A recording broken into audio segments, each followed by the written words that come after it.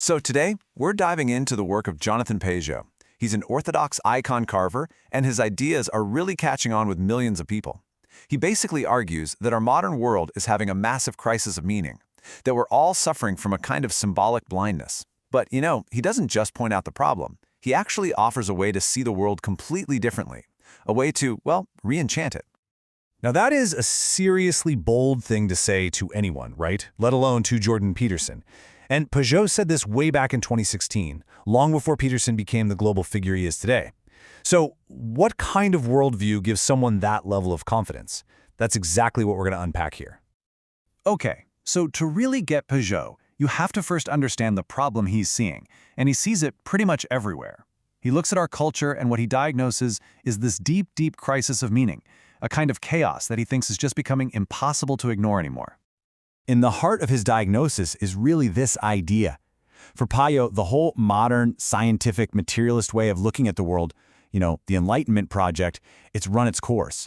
And while it was incredibly useful for some things, he argues that its basic story is starting to fall apart, and all these negative side effects are really starting to pile up. And here are the symptoms as he sees them. You've got social fragmentation, the breakdown of communities, of families, and just this widespread feeling of despair.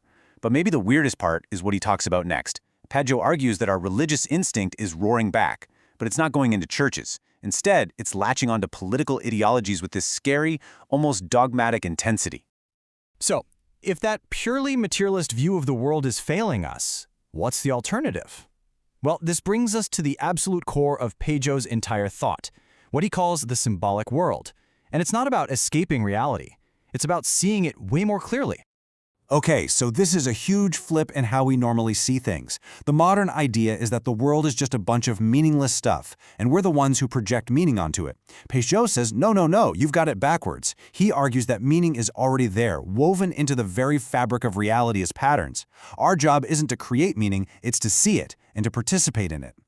Think about it like this. Pageau points out that nobody actually experiences the world as a bunch of scientific formulas. You don't drink H2O, you drink water. You feel it as cold, wet, refreshing. He says that science, as useful as it is a secondary thing. It's an abstraction. Our primary reality, the one we actually live in, is the world of direct, meaningful experience. And that's the world that religion and symbolism have always spoken to.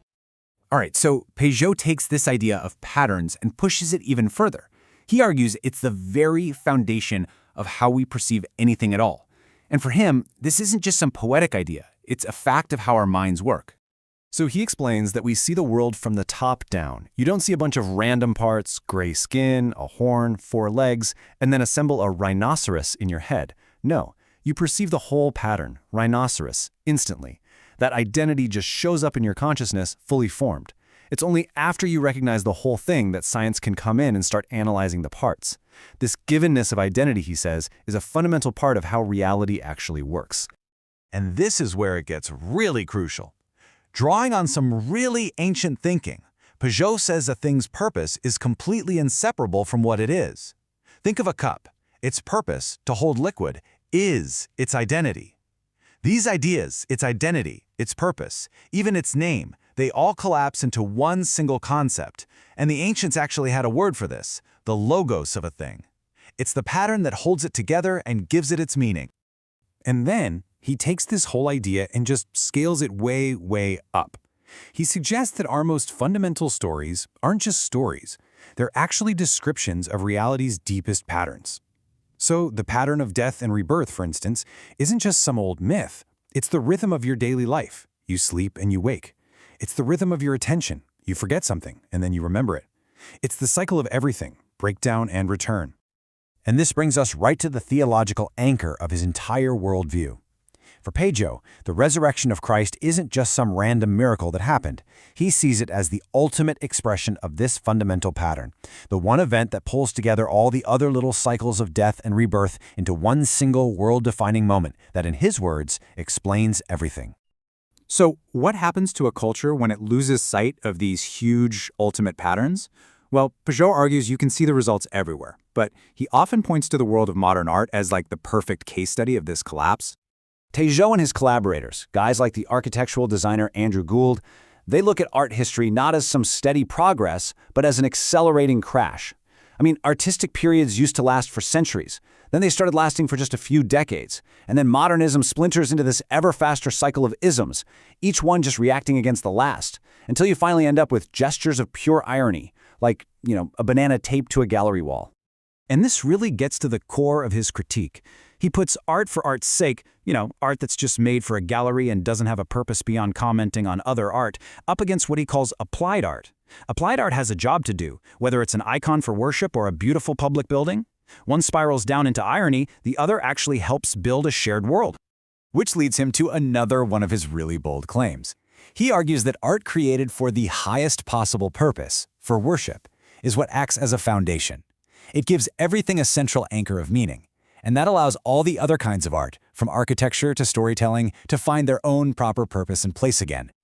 All right, so if that's the problem, what's the path forward? For Pageau, it's not about winning arguments or fighting political battles.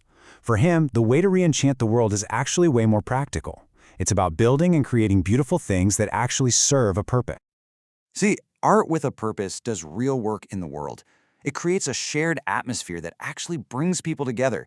It's not a distraction from your life, which is what so much of our entertainment is.